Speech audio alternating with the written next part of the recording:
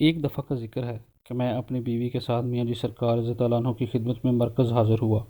جب ہم مرکز پہنچے تو میاں جی سرکار رضی اللہ عنہ نے حکم دیا کہ آپ لوگ مقام صابر پر چلے جائیں اور وہاں صابر صاحب رضی اللہ عنہ کو سلام پیش کریں۔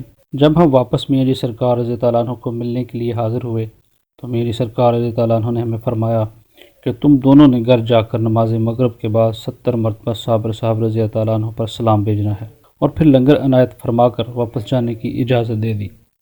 جب ہم لوگ واپس گھر پہنچے تو شام کی نماز کے بعد ہم دونوں نے الگ الگ 70 بار صابر صاحب رضی اللہ عنہ پر سلام بھیجا، اور پھر دوبارہ رات کو نماز عشاء کے بعد بھی 70 بار الگ الگ سلام پیش کیا۔ رات کو سلام بھیجنے کے بعد ہم لوگ سو گئے۔ ابھی کچھ وقت ہی گزرا تھا کہ میرا بڑا بیٹا زمین پر زور سے گرا۔ میں نے اٹھتے ہی اپنی بیوی کو ڈانٹا۔ ہم دوبارہ سو گئے۔ تھوڑی دیر بعد میرا دوسرا بیٹا زمین پر گرا۔ ہم لوگ بہت زیادہ پریشان ہو گئے کہ آج تک کبھی ایسا نہیں ہوا، یہ کیا ہو گیا ہے۔ ہم نے ساری رات بہت پریشانی میں گزاری۔ اگلے دن صبح ہی میں نے سرکار رضی اللہ عنہ کے پاس جانے کا پروگرام بنایا۔ جب میں نے سانگلہ ہل پھاٹک کراس کیا تو میرے دل میں خیال آیا کہ آج کوئی لنگر ہی نہیں لیا۔ وہاں سے واپس شہر آنے لگا تو میں نے ایک ریڑھی والا دیکھا۔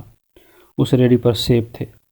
میں نے ریڑھی والے سے سیب کا ریٹ پوچھا تو اس نے 180 روپے فی کلو بتایا۔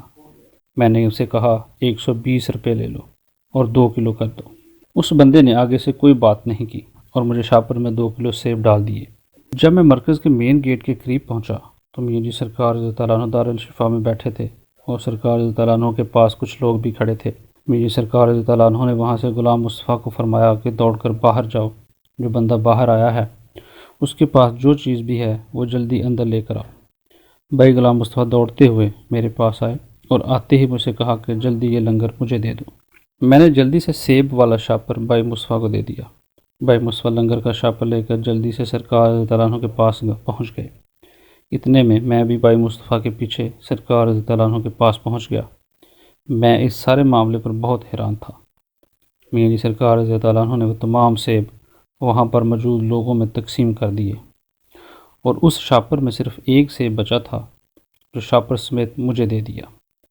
پھر میاں جی سرکار رضی اللہ عنہ نے تمام لوگوں کو گھر جانے کی اجازت دے دی اور مجھے اپنے ساتھ دفتر میں لے گئے۔ میاں جی سرکار رضی اللہ عنہ نے فرمایا، آپ تو کل آئے تھے، آج پھر آگے، خیریت ہے؟ میں نے رات والا سارا واقعہ میاں جی سرکار رضی اللہ عنہ کے گوش گزار کیا۔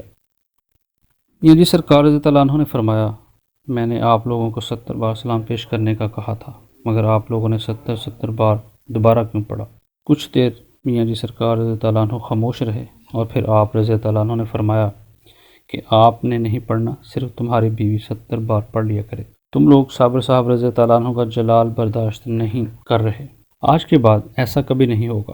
پھر میاں جی سرکار رضی اللہ عنہ نے میرے لیے دعائے خیر فرمائی اور مجھے گھر جانے کی اجازت دے دی۔